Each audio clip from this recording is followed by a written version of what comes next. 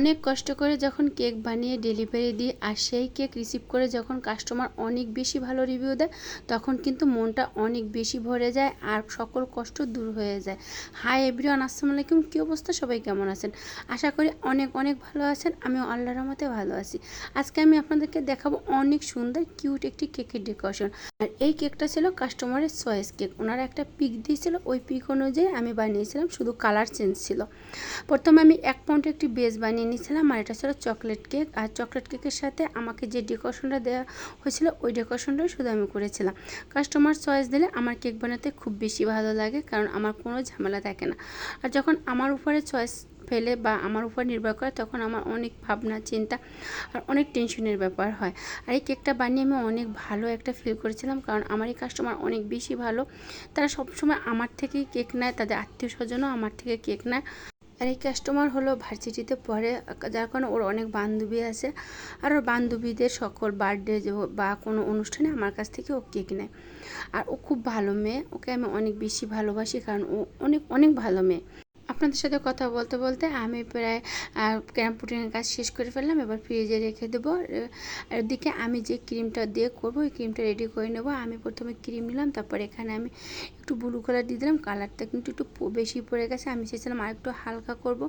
So যখন বেশি পড়ে গেছে কিছু করার নেই, আমি এখানে আরেকটু ক্রিম দিয়ে সুন্দরভাবে একটা স্প্যাচুলা দিয়ে আলতো হাতে মিশিয়ে নিলাম। আর এভাবে কালার মিশালে এই ক্রিমটা বেশি ভালো হয় আর এই ক্রিমটা নরম হয়ে যায় না। এবার আমি একটুক্ষণ ফ্রিজে রেখে দেবো। কিছুক্ষণ ফ্রিজে রাখার পরে আমি পাইপিং ব্যাগের ভিতরে ক্রিম নিয়ে প্রথমে আমি উপর দিক থেকে এই নীল কালারের যে ক্রিমটা দিয়ে দেবো, তারপরে পাইপিং ব্যাগে আবার হোয়াইট কালারের ক্রিম নিয়ে নিচের দিক থেকে দিয়ে দেবো। আর এভাবেই যে কাস্টমার ডিজাইনটা দেখিয়েছিল ওই কেকটা ছিল আপনার পিঙ্ক কালারের, আর এটা আমরা ব্লু কালার করেছিলাম, কারণ এটা ছিল একটা ছেলের বার্থডে, ওটা ছিল একটা মেয়ের বার্থডে। তাই ছেলের বার্থডেতে ওরা বলছিল যে নীল কালার করলে হয়তো বেশি ভালো হবে।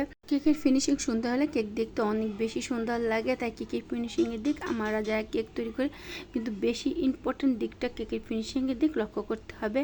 আর এখন আমি দেখাবো আপনাদেরকে যে কেকটা ওরা অর্ডার করেছিল পিক দিয়ে, এই কেকটার মতন ওরা বানিয়ে দিতে বলছিল। আমি এই কেকটা এই কালার পরিবর্তে শুধু নীল কালার করেছিলাম আর খুব চেষ্টা করেছিলাম ওদের মতন করে দেওয়ার। আর একদম সিম্পল মানে ডিজাইন ছিল, এটা কোনো এমন কোনো ডিজাইন না বা গর্জিয়াস কোনো ডিজাইন না, একদম সিম্পল একটা ডিজাইন। আর এই কেকটা বানাতে গিয়ে আমার অনেক বেশি ভালো লেগেছিলো, কারণ এরকম সিম্পল ডিজাইন আমার করতে খুবই বেশি ভালো লাগে। আমি তো সহজে বেশিরভাগই কিন্তু চকলেট গানাশে কাজ করি, আর এরকম কাজ আমার খুব কম আসে। আমার না অনেক বেশি মানে বিভিন্ন ডিজাইন বা গর্জিয়াস হোক যেই হোক করতে অনেক বেশি ভালো লাগে। এবার আমি প্যাট ল্যাপ দিয়ে একটি ডিজাইন করে দেবো। ওদের পিকে যেরকম ছিল ঠিক সেরকম করার চেষ্টা করেছিলাম, কয়েকবার করতেছিলাম আর আমার হইতেছিল না। সো আবার লাস্টবার করলাম, মোটামুটি একটা এসেছে, কারণ এইটা আমি করতে গেলে আমার হয় না কেন জানি, তবে চেষ্টা করি। এবারে আমি হ্যাপি বার্থডে লিখে দেবো। আমি চেষ্টা করেছিলাম ওইরকম নামটা লেখার। সো লাস্টের দিকে গিয়ে আমারটা অতটা সুন্দর হয়নি। তারপর মাশাআল্লাহ আল্লাহর রহমতে চেষ্টা করেছিলাম যতটুকু পেরেছি, ওরা অনেক হ্যাপি হয়েছিল। মাশাআল্লাহ সুন্দর করে নামটা লিখতে পেরেছি। এবারে আমি কিছু সুগার বল দিয়ে এখানে সাজিয়ে নেবো। আর হোয়াইট কালার সুগার বল ছিল, ঠিক ওরা যেরকম আমাকে পিক দিয়েছিল ওরকম করার চেষ্টা করেছিলাম। এক একজনের কাজ এক এক রকম, হুবহুব কিন্তু ওরকম বানানো যায় না। তারপর আমি চেষ্টা করেছিলাম। আলহামদুলিল্লাহ মাশাআল্লাহ ফাইনালি কিন্তু কেকটা ডেকোরেশন শেষ করতে পেরেছি। এখন কিছুটা কাজ বাকি রয়েছে, এখানে একটা বাটারফ্লাই দিয়ে দেবো। আর বাটারফ্লাইগুলো ও যখন নিতে আসবে তখন দিয়েছিলাম, মানে ও নিতে আসছে তখন ওর সামনে বসে আমি বাটারফ্লাইগুলো দিয়েছিলাম। আমি এরকম বক্সে ভরে মানে বাটারফ্লাইগুলো কিনে আনি, তখন যখন যেটা লাগে সেটা ইউজ করি। আজকে যেহেতু এখানে আমার নীল কালার আর হোয়াইট কালারের বাটারফ্লাই লাগবে, ওটাই আমি এখানে আজকে ইউজ করব। আপনারা যে কোনো বেকিংয়ের দোকানে এরকম বাটারফ্লাইয়ের বক্স বা শুধু আপনার ইচ্ছা করলে যে কোনো বাটারফ্লাই কিনে নিয়ে আসতে পারবেন। এখন আমি এখানে বাটারফ্লাইগুলো বসিয়ে দেবো। আর এই বাটারফ্লাই দিয়ে কিন্তু ফ্রিজে রাখা যাবে না, তাহলে আপনার এই বাটারফ্লাইগুলো একদম চুপসে একটু হয়ে যাবে।